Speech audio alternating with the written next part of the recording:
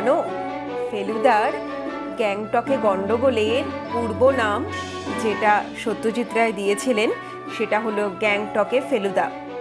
পরে এর নাম পরিবর্তিত হয়ে হয় গ্যাংটকে গণ্ডগোল। এই গ্যাংটকে গণ্ডগোল উনি লিখতে শুরু করেছিলেন 17/6/1970 সাল থেকে। তবে বিভিন্ন খসড়ার সঙ্গেই এই লেখা চলেছিল, তাই জন্য ঠিকঠাকভাবে সমাপ্তি কবে হয়েছিল তার কিন্তু কোনো সঠিক তথ্য পাওয়া যায়নি। সেই গল্পই একদম বই থেকে আজ তোমাদেরকে পড়ে শোনাবো লাইন বাই লাইন। গ্যাংটকে গণ্ডগোল, সত্যজিৎ রায় ফেলুদাকে নিয়ে আবার উপস্থিত হয়েছি আমি অনিন্দিতা। আর আজকে ফেলুদার কণ্ঠে তোমাদেরকে পড়ে শোনাবে রাজন। আশা করি আমাদের আজকের এই উপস্থাপনা তোমাদের আবার খুব ভালো লাগবে। চলো তাহলে শুরু করছি সত্যজিৎ রায়ের ফেলুদাকে নিয়ে লেখা গ্যাংটকে গণ্ডগোল। কিছুক্ষণ আগে অবধি জানলা দিয়ে বাইরে নিচের দিকে তাকালেই শুকনো হলদে মাটি আর সরু সরু সিল্কি সুতোর মতো এঁকে বেঁকে যাওয়া নদী আর মাঝে মাঝে খুদে খুদে গ্রামের খুদে খুদে ঘর বাড়ি গাছপালা দেখতে পাচ্ছিলাম। হঠাৎ কোত্থেকে জানি মেঘ এসে পড়াতে সেসব আর কিছুই দেখা যাচ্ছে না। তাই মুখ ঘুরিয়ে নিয়ে এখন প্লেনের যাত্রীদের দিকে দেখছি। আমার পাশেই বসেছে ফেলুদা, তার হাতে একটা মহাকাশ ভ্রমণ সম্বন্ধে বই। ফেলুদা অনেক বই পড়ে, তবে আজ পর্যন্ত কখনো ওকে একই বিষয় নিয়ে পরপর দুটো বই পড়তে দেখিনি।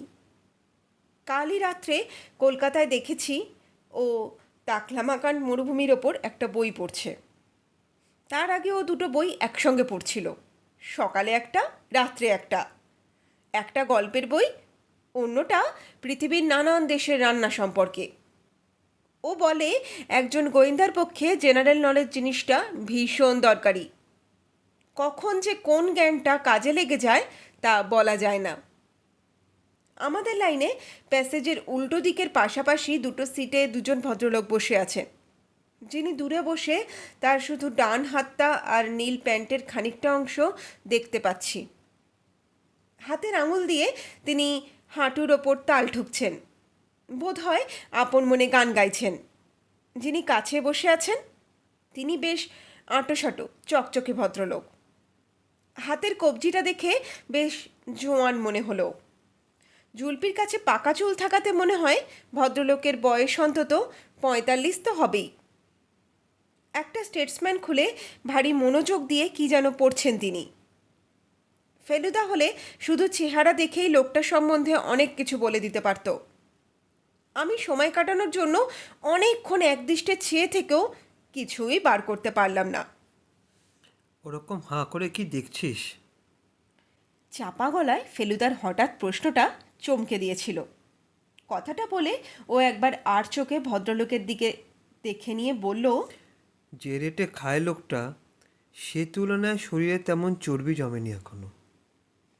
এটা বলতে মনে পড়ল সত্যিই ভদ্রলোক এক ঘন্টায় মধ্যেই 2 বার চা খেয়েছেন, আর তার সঙ্গে গোটা 3 করে বিস্কুটও। বললাম, আর কি বুঝলে? ভদ্রলোকের প্লেনে চড়া অভ্যাস আছে। কি করে জানলে? একটু আগেই প্লেনটা একটা এয়ার পকেটে পড়ে ধলাস করে বাম্প করেছিল, মনে আছে? হ্যাঁ হ্যাঁ, ওরে বাবা, আমার তো পেটের ভেতরটা কীরকম করে উঠেছিল। শুধু তুই কেন, আশেপাশের সকলেই নড়েচড়ে উঠেছিল। একমাত্র উনি দেখলাম কাগজ থেকে চোখটি পর্যন্ত তুললেন না। আর কি বুঝলে? লোকটার মাথার সামনের দিকে চুল বেশ পরিপাটি রয়েছে, কিন্তু পেছনটা এলোমেলো হয়ে মনকে ঝুঁটি হয়ে গেছে। সে তো দেখতেই পাচ্ছি। অথচ প্লেনের লোকটা সিটে মাথা ঠেকিয়ে শোয়নি একবারও। একটানা সোজায় বসে কাগজ পড়ছে, আর না হয় চা বিস্কুট খেয়েছে। তার মানে দমদমে ওয়েটিং রুমে। বুঝেছি বুঝেছি, তার মানে ও প্লেন ছাড়ার বেশ কিছুক্ষণ আগেই দমদমে পৌঁছেছিল, আর তাই। Very good. হাতে সময় আছে দেখে সোফায় বসে পা ছড়িয়ে মাথা চিতিয়ে বিশ্রাম করে নিয়েছে, তাই পেছনের চুলের ওই দশা। ফেলুদার এই ক্ষমতাটা সত্যি অবাক করে দেওয়ার মতো। আরও আশ্চর্য এই যে এগুলো বুঝে ফেলার জন্য ওকে আমার মতো ট্যাপ ট্যাপ করে চেয়ে থাকতে হয় না অচেনা লোকের দিকে। 2 একবার আর চোখে দেখে নিলেই কাজ হয়ে যায়। লোকটা কোন দেশে বলতো? ফেলুদা প্রশ্ন করল। এটার জবাব দেওয়া ভারী কঠিন। বললাম, লোকটা পরে আছে স্যুট, হাতে আবার ইংরাজি কাগজ, কি করে বুঝবো? বাঙালি, মারাঠি, গুজরাটি, পাঞ্জাবি, এনিথিং হতে পারে। ফেলুদা চিক করে জিভ দিয়ে একটা শব্দ করে মাথা নেড়ে বলল, কবে যে অবজারভেশন শিখবি তা জানি না। লোকটা ডান হাতে কি রয়েছে? খবরের না না, একটা আংটি। আংটিতে কি আছে? চোখ কুচকে ভালো করে চেয়ে দেখলাম, সোনার আংটির মাঝখানে লেখা রয়েছে মা। অন্য যাত্রীদের সম্বন্ধেও প্রশ্ন করার ইচ্ছে ছিল, কিন্তু ঠিক সেই সময় লাউডস্পিকারে বলে উঠল, বাগডোগরা পৌঁছতে আর বেশি দেরি নেই। Please fasten your seat belts and observe the no smoking sign. Bagdogra বলতে অনেকেই মনে করবে আমরা হয়তো দার্জিলিং কিংবা কালিম্পং যাচ্ছি। আসলে তা না, আমরা যাচ্ছি সিকিমের রাজধানী গ্যাংটকে। এর আগে গ্রীষ্মের ছুটিতে দুবার দার্জিলিং গেছি। এবারও প্রথমে দার্জিলিংয়েরই কথা হয়েছিল, কিন্তু শেষ মুহূর্তে ফেলুদা গ্যাংটকের নাম করল। বাবার হঠাৎ ব্যাঙ্গালোরে একটা কাজ পড়ে গেল বলে উনি আর এলেন না। বললেন, তুই পরীক্ষা দিয়ে বসে আছিস, ফেলুরও ছুটি পাও না, 15 জন্য ঘুরে আয়। কলকাতায় বসে ভ্যাপসা গরমে পচার কোনো মানেই হয় না। ফেলুদা গ্যাংটক বলল তার কারণ বোধহয় এই যে ইদানিং ও তিব্বত নিয়ে পড়াশুনো করছে। সেই ফাঁকে আমিও একটা স্নেনহেদিনের লেখা ভ্রমণ কাহিনী পড়ে ফেলেছি। সিকিমে তিব্বতের অনেক কিছুই এসে জমা হয়েছে। সিকিমের রাজা তিব্বতী, সিকিমের গুম্ফাগুলোতে তিব্বতী লামাদের দেখা যায়। সিকিমের অনেক গ্রামে তিব্বতী রেফিউজিরা এসে রয়েছে। তিব্বতের গান, তিব্বতের খাবার, তিব্বতের পোশাক, তিব্বতের মুখোশ পরা নাচ, এই সবই নাকি সিকিমে রয়েছে। আমিও তাই আর গ্যাংটক নিয়ে আপত্তি করিনি। সত্যি বলতে কি, আমার এই খুড়তুতো দাদাটির সঙ্গে যদি উলবেরিয়াতেও ছুটি কাটাতে হয় তাতেও আমি রাজি। অবশ্যই তার সঙ্গে যদি সে জায়গায় কোনো রহস্যের সন্ধান মেলে তাহলে তো পোয়া বারো। গোয়েন্দাগিরিতে ফেলুদার জুরি আর কেউ আছে বলে আমার জানা নেই। বাগডোগরা এয়ারপোর্টে এসে প্লেন নামলো ঠিক 7:30টায়। কলকাতা থেকেই বাবা ব্যবস্থা করে দিয়েছিলেন যাতে আমাদের জন্য এখানে একটা জিপ মজুদ থাকে। আমরা শটান জিপে না উঠে আগে এয়ারপোর্টের রেস্টুরেন্টে গিয়ে ভালো করে বেশ কিছু ব্রেকফাস্ট করে নিলাম, কারণ এখান থেকে গ্যাংটক যেতে লাগবে প্রায় 6-7 ঘন্টা। রাস্তা খারাপ থাকলে আরও বেশি লাগতে পারে। তবে ভরসা এই যে আজ সবে 14ই এপ্রিল, মনে হয় এখনও তেমন বর্ষা নামেনি। অমলেটটা শেষ করে মাছ ভাজা ধরেছি, এমন সময় দেখি প্লেনের সেই ভদ্রলোকটি একটা কোণার টেবিল থেকে উঠে রুমালে মুখ মুছতে মুছতে আমাদের এদিকে হাসি মুখে এগিয়ে আসছেন। আপনারা কি ড্যাং না ক্যাং না গ্যাং? আমি তো প্রশ্ন শুনে ঘাবড়েই গেলাম। এ আবার কি হেয়ালির কথা বলছেন ভদ্রলোক? কিন্তু ফেলুদা তৎক্ষণাৎ হেসে উত্তর দিল, গ্যাং। গ্যাং শুনে ভদ্রলোক বললেন, জিপের ব্যবস্থা আছে? মানে সোজা কথা, আপনাদের সঙ্গে শেয়ারের লটকে পড়তে পারি কি? ফেলুদা বলল, স্বচ্ছন্দে। আর আমিও বুঝে ফেললাম যে ড্যাং হচ্ছে দার্জিলিং, ক্যাং কালিম্পং আর গ্যাং গ্যাংটক। ভদ্রলোক বললেন, থ্যাংক ইউ, আমার নাম শশধর বোস। কি ব্যাপার? ভদ্রলোক জিজ্ঞাসা করলেন। হলিডে? তাছাড়া আর কি। I love Gangtok. আগে গেছেন কখনো? আগে না। কোথায় উঠছেন? ফেলুদা বেয়ারেকে ডেকে বিল আনার কথা বলে দিয়ে ভদ্রলোককে একটি চারমিনার অফার করে নিজে একটা ধরিয়ে বলল, একটা হোটেলে ঘর বুক করা আছে, নাম বোধ হয় স্নোভিউ। শশধরবাবু বললেন, গ্যাংটকের নারী নক্ষত্র আমার জানা, শুধু গ্যাংটক কেন, সারা সিকিম চষে বেরিয়েছি। লাচেন, লাংচু, নামচে, নাথুলা কিছুই বাদ নেই।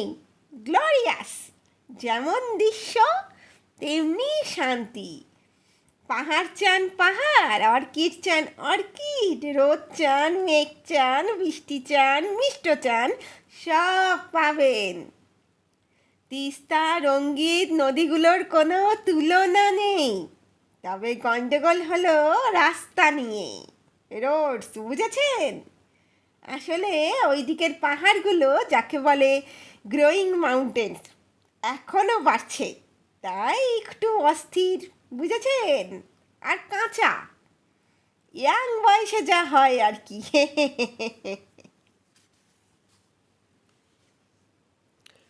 তার ফলে বুঝি ল্যান্ডস্লাইড হয়? ইয়েস, আর সে বড় বেয়ারা ব্যাপার।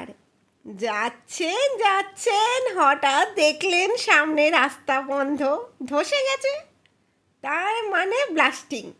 পাথর ভাঙো, দেওয়াল তোলো, মাটি ফেলো, সে অনেক ঝক্কি। তাও আমি আছি বলে রক্ষে, চটপট সরিয়ে নেয়।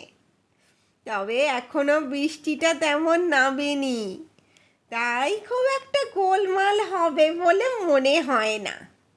যাক, আপনাদের পেয়ে খুব আনন্দ হলো, সুবিধেও হলো। একা একা এতখানি পথ যেতে হবে ভাবতে বৃষ্টি লাগছিল। কোম্পানি পেলে গপ্প টপ্প করে সময়টা কেটে যায়।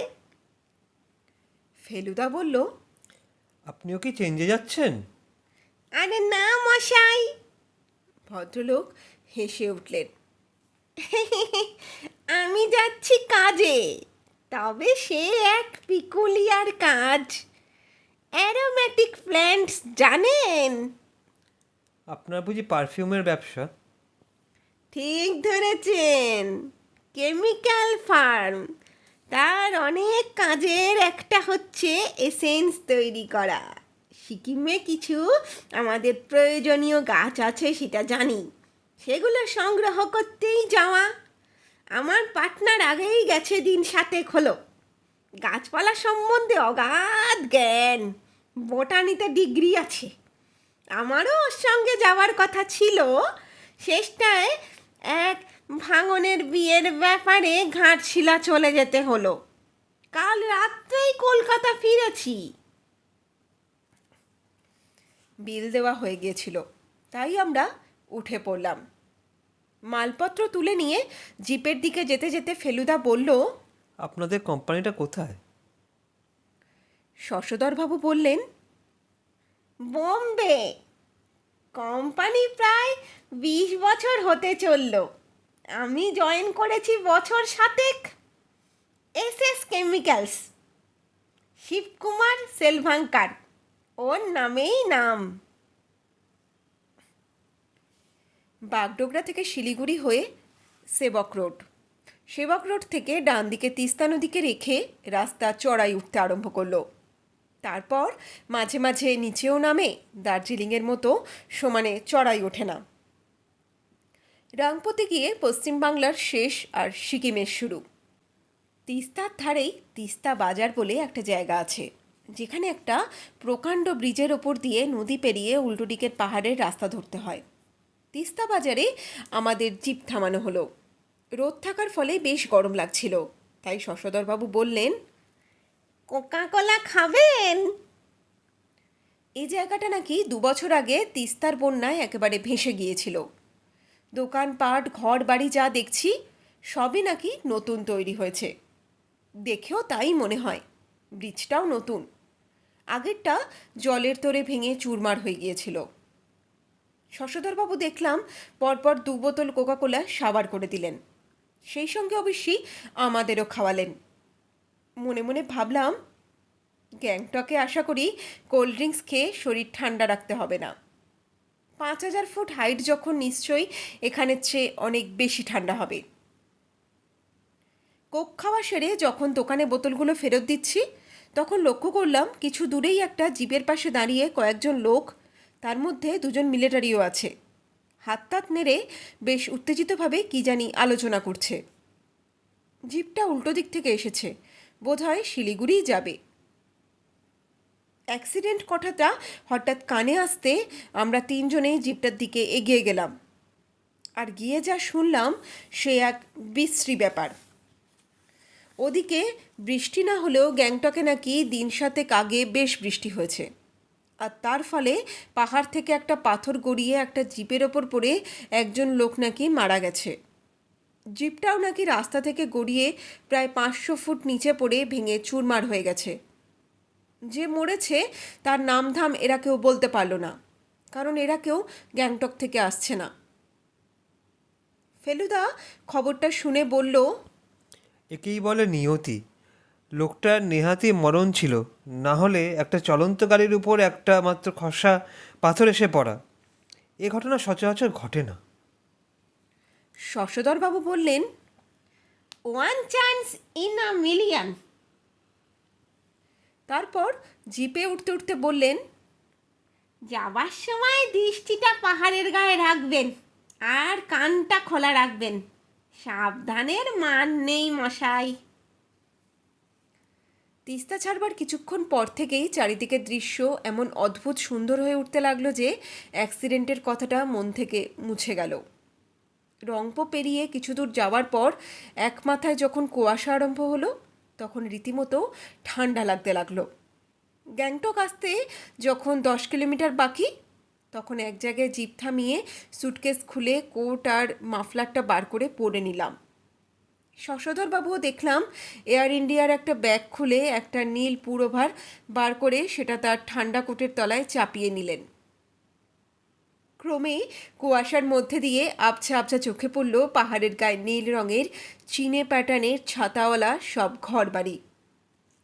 শশধরবাবু বললেন, 5 ঘন্টাও লাগলো না, উই আর ভেরি লাকি।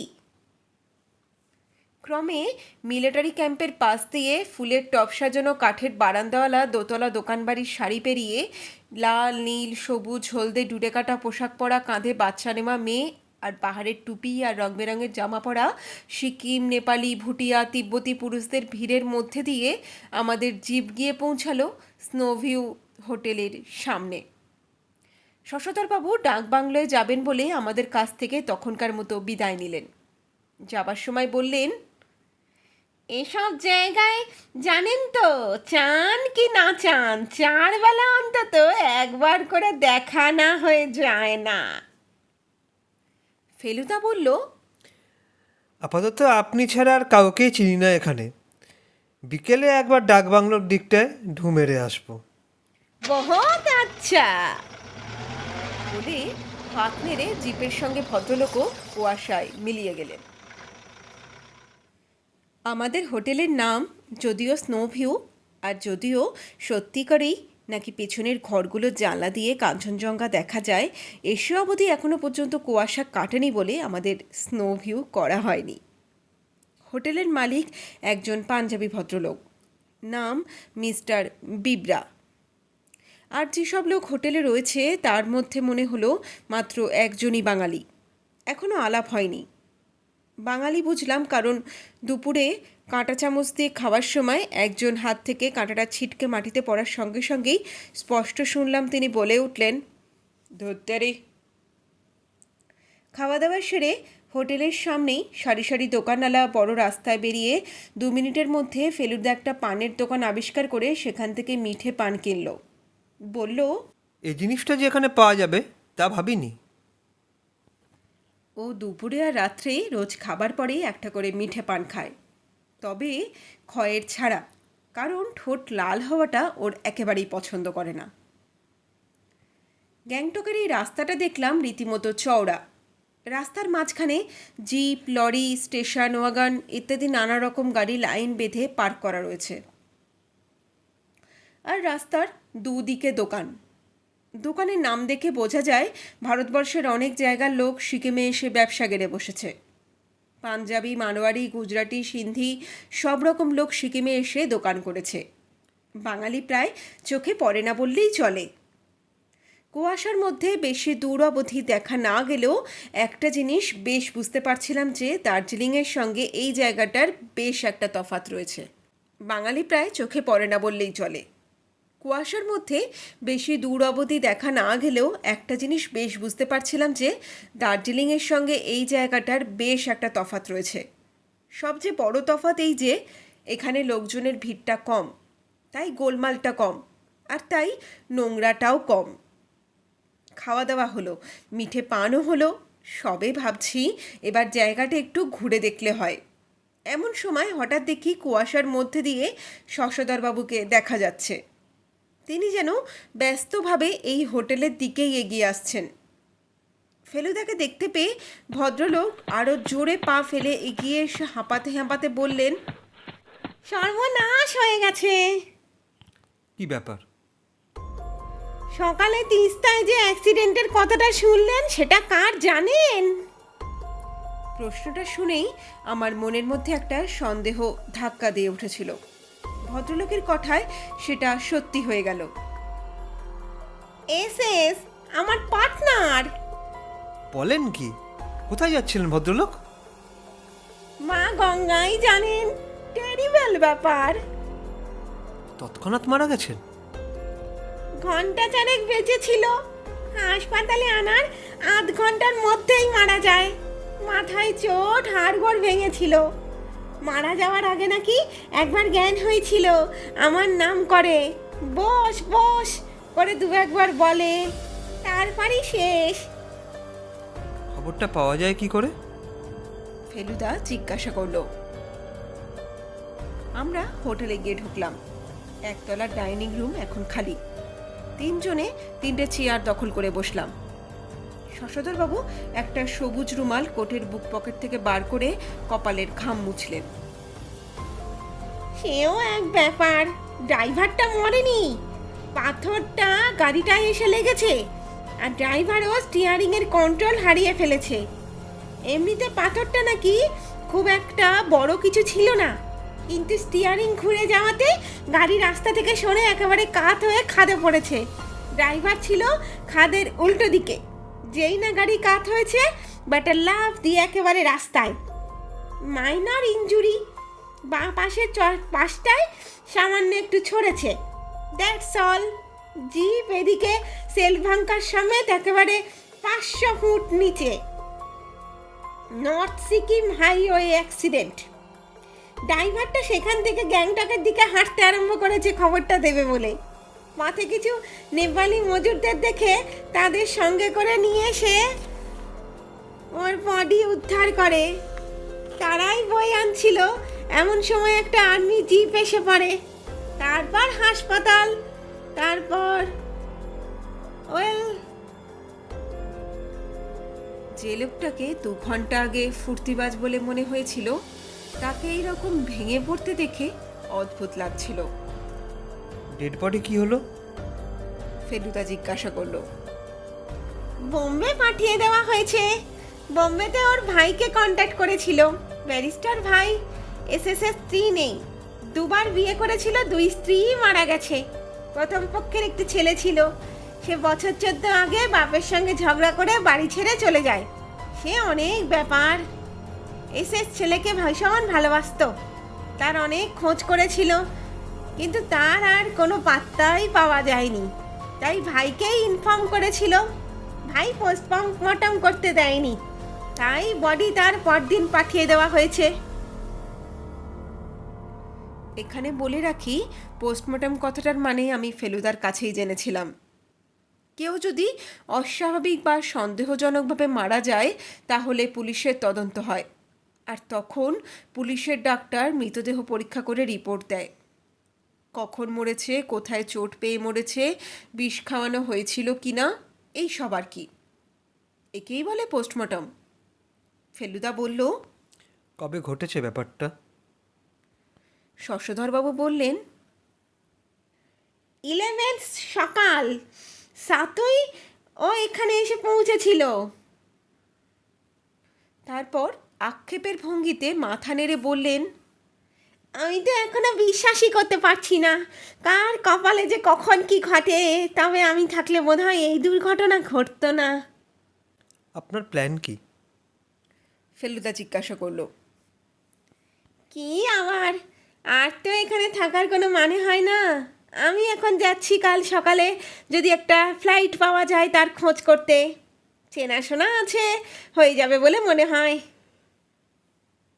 শশধরবাবু উঠে পড়লেন। চলি, যাওয়ার আগে একবার দেখা হবে নিশ্চয়ই। আপনারা আর এ নিয়ে ভাববেন না। Have a good time. ভদ্রলোক হোটেল থেকে বেরিয়ে চলে গেলেন। ফেলুদা কিছুক্ষণ চুপ করে ভুরু কুচকিয়ে বসে থেকে সকালে অ্যাক্সিডেন্টের কথা শুনে শশধরবাবু যে কথাটা বলেছিলেন সেটাই ফিসফিস করে দুবার বললেন। 1 chance in million, 1 chance in million. তারপর বলল, অবশ্যই মাথায় বাজ পড়েও তো লোকে মরে, সেটাও তো কম আশ্চর্য নয়। আমি এতক্ষণ লক্ষ্য করিনি, এখন দেখলাম। আমাদের কাছেই আর একটা চেয়ারে হোটেলের সেই বাঙালি ভদ্রলোকটি হাতে আনন্দবাজার খুলে বসে আছেন। শশধরবাবু চলে যেতেই তিনি কাগজটা ভাঁজ করে চেয়ার ছেড়ে উঠে এসে ফেলুদাকে নমস্কার করে তার পাশের চেয়ারে বসে পড়লেন। বললেন, সিকিমের রাস্তাঘাটে কখন যে কি হয় কিছুই বলা যায় না। এখানে পাথর পড়ে মানুষ মরাটা কিছুই আশ্চর্য না। আপনারা তো আজই এলেন। ফেলুদা একটা গম্ভীর হুঁয়ের মতো শব্দ করল। ভদ্রলোক একটা স্টিলের ফ্রেমে হালকা সবুজ রঙের কাঁচওয়ালা চশমা পরেছিলেন। বয়স বোধ হয় 30-35-এর বেশি নয়। ঠোঁট আর নাকের মাঝখানে একটা ছোট্ট চারকোনা গোঁফ আছে, যেটাকে বোধহয় বাটারফ্লাই বলা হয়। আজকাল এরকম গোঁফ খুব বেশি দেখা যায় না। বেশ অবাক লোক ছিলেন মিস্টার সেলভঙ্কর। আপনার সঙ্গে পরিচয় ছিল? ফেলুদা জিজ্ঞাসা করল। যেটুকু ছিল তাতেই বুঝেছি। সমজদার লোক, যাকে বলে রসিক আর কি। আর্টের দিকে খুব ঝোঁক। আমার কাছে একটা তিব্বতী মূর্তি ছিল, সেটা উনি কিনলেন মারা যাওয়ার ঠিক 2 দিন আগে। উনি অসব জিনিস কালেক্ট করতেন? কালেক্ট ফলেক্ট জানি না, আমার সঙ্গে আর্ট এম্পোরিয়ামে আলাপ। দেখি এটা সেটা ঘেটে ঘুটে দেখছেন। বললুম, আমার কাছে একটা পুরনো তিব্বতী মূর্তি আছে, তুমি দেখবে? তা বললে ডাকবাংলোয় নিয়ে এসো। গেলুম, নিয়ে দেখলুম। ভদ্রলোক অন দ্য স্পট কিনে নিলেন। অবশ্যই জিনিসটাও ছিল খুব ডিসেন্ট। আমার ঠাকুরদা তিব্বত থেকে এনেছিলেন। 9টা মাথা, 34টা হাত। I C. ফেলুদা গম্ভীর ভাব দেখালেও আমার কিন্তু ভদ্রলোককে বেশ ইন্টারেস্টিং লাগছিল। বিশেষ করে ওর হাসিটা, যেটা ওর ঠোঁটের কোণে লেগেই আছে। সেলভাঙ্কারের মৃত্যুটাও যেন ওর কাছে একটা হাসির ব্যাপার। আমার নাম নিশিকান্ত সরকার। ফেলুদা নিজের পরিচয় না দিয়ে কেবল একটা ছোট্ট নমস্কার করল। ভদ্রলোক বলে চললেন, আমি থাকি দার্জিলিংয়ে, 3 পুরুষ ধরে আছি আমরা। তবে গায়ের রংটা দেখলে বিশ্বাস করা মুশকিল, তাই না? ফেলুদা সামান্য একটু হেসে অভদ্রতা অ্যাভয়েড করল। ও দিকটা আর কালিম্পংটা থরলি ঘুরে দেখা আছে, সিকিমটা আসা হয়নি। অবশ্যই সেটা আমার নেগলিজেন্সি। এসে বুঝছি কি মিস করছিলুম। কাছে পিঠে সব অদ্ভুত জায়গা আছে জানেন তো, নাকি আপনার সব দেখা? ফেলুদা বলল যে সেও নতুন। আজই প্রথম সিকিমের মাটিতে পদার্পণ। বাহ! ভদ্রলোকের এবার প্রায় 26 পাটি দাঁত দেখা গেল। কদিন আছেন তো বেশ ঘুরে টুরে দেখা যাবে। ইচ্ছে তো আছে। পমিয়া চিংটি শুনেছি দারুণ জায়গা। হ্যাঁ, যেখানে সিকিমের পুরনো রাজধানীর ভগ্নাবশেষ আছে। শুধু রাজধানী কেন, গাইড বুকটা দেখুন না। ফরেস্ট আছে, ব্রিটিশ আমলের ডাক বাংলো আছে, প্রাচীন গুম্ফা আছে, কাঞ্চনজঙ্ঘার ফার্স্ট ক্লাস ভিউ আছে। আর কি কত চাই! সুযোগ হলে নিশ্চয়ই যাব। বলে ফেলুদা উঠে পড়ল। উঠছেন? ফেলুদা বলল, যাই একটু ঘুরে দেখে আসি। এখানে কি বেরোবার সময় ঘরের দরজা টরজা বন্ধ করে যেতে হয় নাকি? তা হোটেলের ঘরের দরজায় চাবি দেওয়া ভালো। তবে চুরি চামারি এখানে নেই বললেই চলে। সারা সিকিমে মাত্র একটি জেলখানা, আর সেটা গ্যাংটকেই। খোঁজ নিয়ে দেখুন, 4টির বেশি কয়েদি নেই সেখানে। হোটেল থেকে বেরিয়ে দেখি তখনও কুয়াশা কাটেনি। ফেলুদা এদিক ওদিক দেখে বলল, একটা ভুল হয়ে গেল। দুজনের জন্যই একজোড়া করে হান্টিং বুট কিনে আনা উচিত ছিল। যা বুঝছি এখানে বাদলা হবে। তার মানে রাস্তাঘাট পেছল, আর জুতোয় গ্রিপ না থাকলে পাহাড়ে ওঠা মুশকিল। আমি বললাম, এখানে পাওয়া যাবে না? তা যেতে পারে, বাটার দোকান তো সর্বত্রই আছে। সন্ধ্যে নাগাদ ফিরে এসে কিনে নেব। আপাতত চল একটু এক্সপ্লোর করা যাক। বাজার থেকে শহরের দিকে যেতে যেতে চড়াই উঠতে হয়। কিছু দূর গিয়েই বুঝলাম এদিকটায় লোকের ভিড় আর বাড়ির ভিড় থেকেও অনেকটা কম। অল্প যেসব লোক চলাচল করছে তার মধ্যে কিছু স্কুলের ইউনিফর্ম পরা ছেলে মেয়েও দেখলাম। দার্জিলিংয়ের মতো ঘোড়া দেখলাম না এখানে, তবে জিপ চলে ওখানের চেয়ে অনেক বেশি। সেটা বোধহয় মিলিটারিরা থাকার দরুন। গ্যাংটক থেকে 16 মাইল দূরে 14,000 ফুট হাইটে নাথুলা। নাথুলার চীন আর ভারতের মধ্যে সীমারেখা। এদিকে ভারতীয় সৈন্য আর ওদিকে 50 গজের মধ্যে চীন সৈন্য। আরও কিছু দূরে হেঁটে যাওয়ার পর একটা মোড়ের মাথায় এসে কুয়াশার মধ্যে দিয়ে হঠাৎ একটা ঝলমলে রং চোখে পড়ল। একটু এগোতেই বুঝলাম সেটা আর কিছুই না, একটা লোক ভারী পাহাড়ের পোশাক পরে রাস্তার একপাশে দাঁড়িয়ে আছে। তার পা থেকে মাথা অবধি রঙের বাহার। পায়ে হলুদ জুতো, প্যান্টটা হলো নীল রঙের জিন্স, সোয়েটারটা টকটকে লাল, আর তার গলার ফাঁক দিয়ে ভিতরে সবুজ শার্টের কলার দুটো বেরিয়ে আছে। শার্টের ঠিক ওপরেই থুতনির নিচে একটা সাদার ওপর কালো নকশা করা স্কার্ফ। লোকটার মুখের রং হালকা হলদে আর ফ্যাকাশে গোলাপি মেশানো। আর চুল, শুধু চুল নয়, গোঁফদাড়িও বাদামি রঙের। দেখে বোঝা যায় উনি একজন বিদেশি হিপি। দাড়ি থাকার ফলে বয়স বোঝা মুশকিল, তবে মুখের চামড়া একটুও কুঁচকোয়নি। মনে হয় ফেলুদারই বয়সী, মানে 30-এর একটু নিচেই। ভদ্রলোক আমাদের দেখে মৃদু হেসে ঠান্ডা মোলায়েম সুরে বললেন, হ্যালো। ফেলুদাও উত্তরে হ্যালো বলল। এবার লক্ষ্য করলাম হিপির কাঁধ থেকে দুটো ক্যামেরা ঝুলছে, আর তার সঙ্গে একটা চামড়ার ব্যাগ। তাতেও হয়তো ক্যামেরারই জিনিসপত্র রয়েছে। একটা ক্যামেরার নাম ক্যানন, দেখে বুঝলাম সেটা জাপানি। ফেলুদার সঙ্গেও তার জাপানি ক্যামেরাটা ছিল, আর সেটা দেখেই বোধহয় হিপি বললেন, nice day for colour. Feluda হেসে বলল, তোমাকে কিছু দূর থেকে কুয়াশার মধ্যে দিয়ে দেখে আমারও সেই কথাটাই মনে পড়ছিল। তবে দুঃখের বিষয়ে ভালো কালার ফিল্ম এখন আমাদের দেশে দুষ্প্রাপ্য না হলো দুর্মূল্য। হিপি বলল, সেটা জানি, আমার কাছে কালারের স্টক আছে, প্রয়োজন হলে আমাকে বলো। হিপি যদিও ইংরাজিতে কথা বলছিল, উচ্চারণ শুনে তার জাতটা বুঝতে পারলাম না। ফরাসি অথবা আমেরিকান হলে চন্দ্রবিন্দুটা একটু বেশি ব্যবহার করত, আর ইংরেজ হলে তো বোঝাই যেত। ইনি কিন্তু ওই 3টে জাতের একটিও নন। ফেলুদা বলল, তুমি কি বেড়াতে এসেছো? হিপি বলল, আমি ছবি তুলতে এসেছি। সিকিম সম্বন্ধে একটা বই করার ইচ্ছে। আমি একজন প্রফেশনাল ফটোগ্রাফার। কতদিন আছো এখানে? এসেছি 9th, 5 দিন হলো। 3 দিনের ভিসা ছিল বলে কই বাড়িয়ে নিয়েছি। আরও দিন সাতেক থাকার ইচ্ছে। কোথায় উঠেছো? ডাক বাংলো, এই যে রাস্তাটা ডান দিকে উঠে গেছে, এইটা দিয়ে একটু উঠে গিয়েই ডাক বাংলো।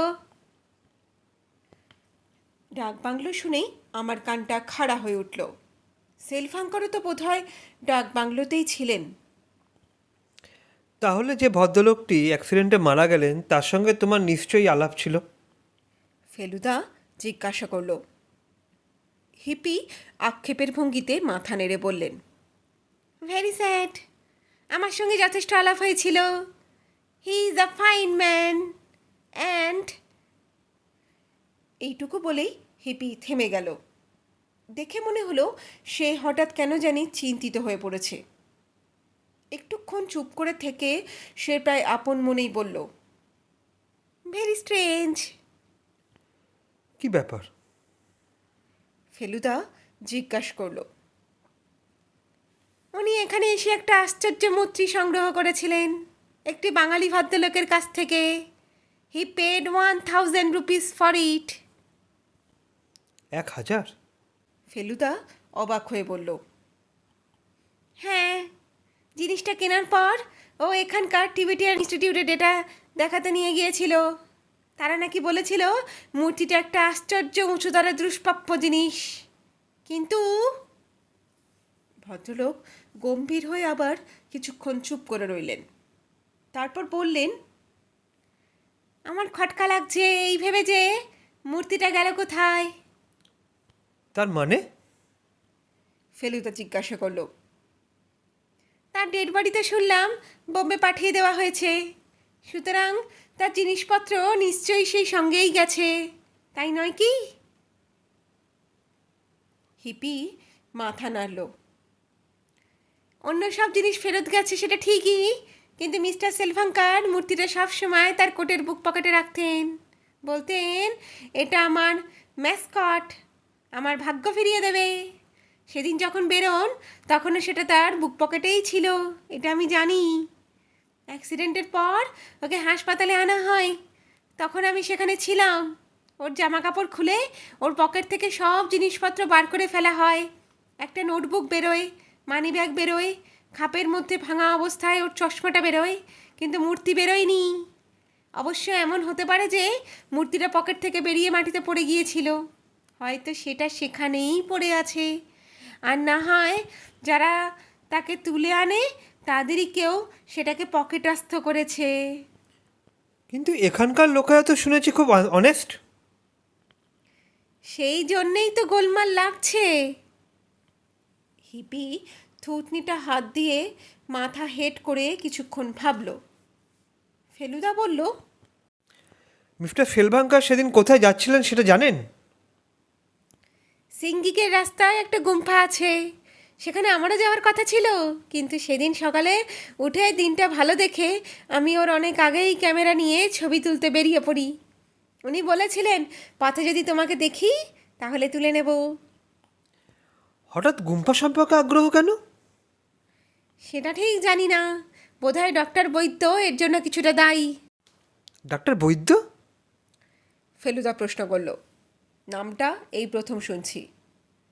হিপি হেসে বলল, হি হি, এইভাবে রাস্তার মাঝখানে দাঁড়িয়ে কথা বলার কোনো মানে হয় না। চলো ডাকবাংলোয়, চলো, কফি খাবে? ফেলুদা আপত্তি করল না। বুঝলাম ও সেলভাঙ্কার সম্বন্ধে যা কিছু জানবার সব জেনে নিতে চাইছে। ডান দিকে চড়াই রাস্তাটা দিয়ে উঠতে উঠতে হিপি বলল, তাছাড়া আমার পাটাকেও একটু রেস্ট দেওয়া দরকার। সেদিন পাহাড়ে উঠতে গিয়ে স্লিপ করে একটু মচকেছে, বেশিক্ষণ একটানা দাঁড়িয়ে থাকলে টনটন করে। কুয়াশা হালকা হয়ে আসছে। চারিদিকে যে এত গাছপালা ছিল তা এতক্ষণ বুঝতে পারিনি। হালকা হয়ে আসা কুয়াশার ফাঁক দিয়ে এখন পাইন গাছের মাথাগুলো দেখা যাচ্ছে। খানিক দূর হেঁটেই আমরা ডাকবাংলোয় পৌঁছে গেলাম।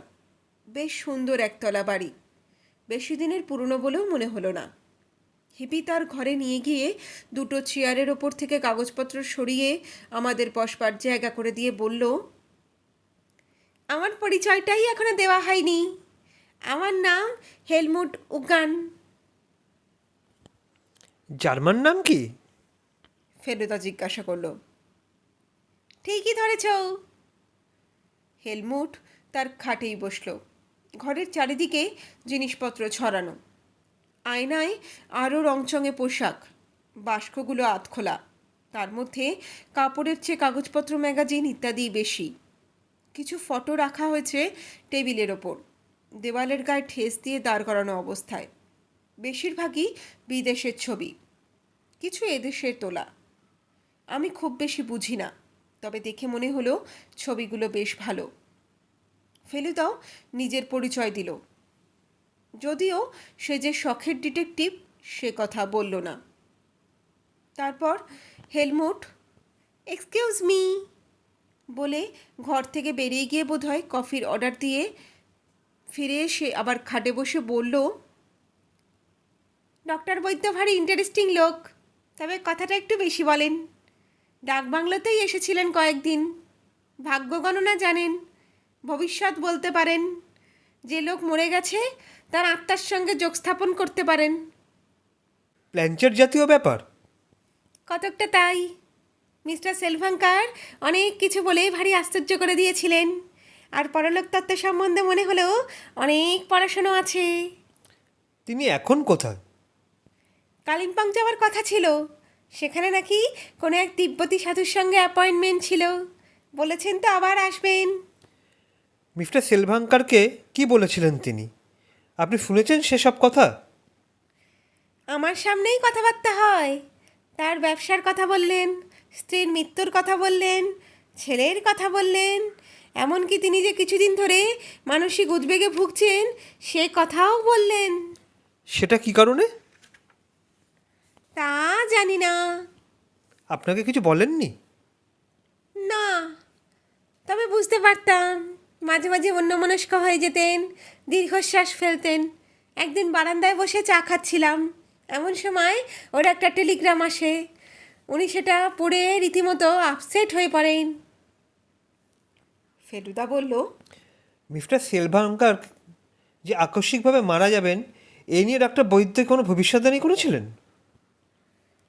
ঠিক ভবিষ্যৎবাণী না করলেও একটা সপ্তাহ একটু সাবধানে থাকতে বলেছিলেন তার সময় ভালো যাচ্ছে না। কফি এলো, আমরা তিনজনেই চুপচাপ বসে খেলাম। সেলভাঙ্কারের মৃত্যুর মধ্যে কোনো রহস্য আছে কি না জানা না গেলেও আমার মন বলছিল কোথায় যেন একটা গণ্ডগোল রয়েছে। আমার বিশ্বাস ফেলুদারও আমার মতোই মনের অবস্থা, কারণ আগেও দেখেছি যে ওর মনে যখন একটা সন্দেহ জাগে তখন ও চুপচাপ বসে থাকার ফাঁকে ফাঁকে আঙুল মটকায়। এখনও সে আঙুল মটকাচ্ছে। কফি শেষ করে ফেলুদা ধন্যবাদ দিয়ে উঠে পড়ল, বলল, তুমি যখন আরও দিন সাতেক রয়েছ তখন নিশ্চয়ই আবার দেখা হবে। ডক্টর বৈদ্য যদি আসেন তাহলে যেন একটা খবর পাই। আমরা স্নোবি হোটেলে আছি। হেলমুট আমাদের সঙ্গে বাংলোর গেট পর্যন্ত এলো। গুড বাই করার সময় সে শুধু একটা কথাই বলল, মূর্তিটা কোথায় গেল সেটা জানতে পারলে খানিকটা নিশ্চিন্ত লাগতো।